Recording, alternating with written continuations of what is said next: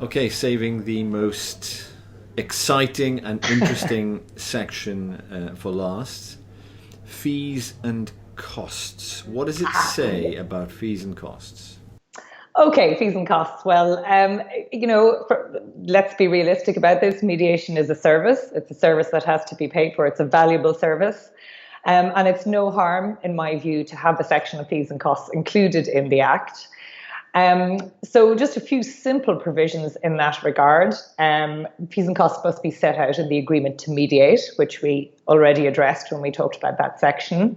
The default position is that these fees and costs be shared equally between the parties. Now, obviously, sometimes as the result of a mediated settlement, one party might agree to carry the costs. But anyway, it's helpful to have a default position there so that you don't start the mediation with an argument over who's going to pay your costs.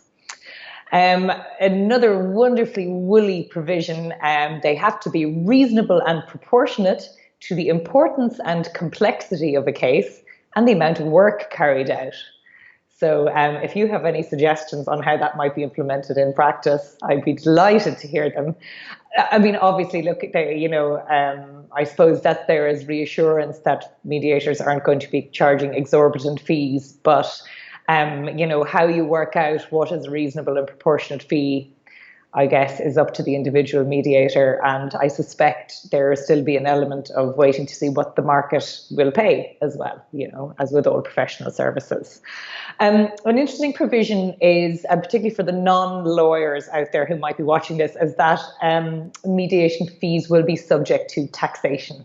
So the taxing master is a body, an individual that is appointed to mark fees, basically, where there is a dispute as to legal fees. So it's commonly used in relation to legal fees. If one of the parties feels that fees are excessive or not right, they'll go to the taxing master, and the taxing master will make a decision on what the appropriate fees are.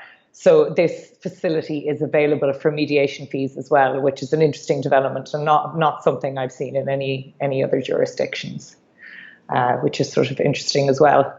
But from the perspective of, the mediator, make sure it's in your agreement to mediate. If you're going to have to enforce your fees, that's what you're going to be relying on in the first instance.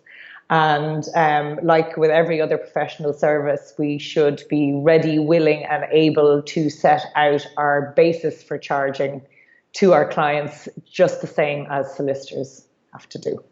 Okay. I mean, I can see how one could correlate the complexity of a case with the amount of time you spend on it, but and therefore the fee, but the importance. Yeah. I'll be keen. Importance is a relative term. Importance to whom? Indeed. Okay. Yeah. That's great. Yeah.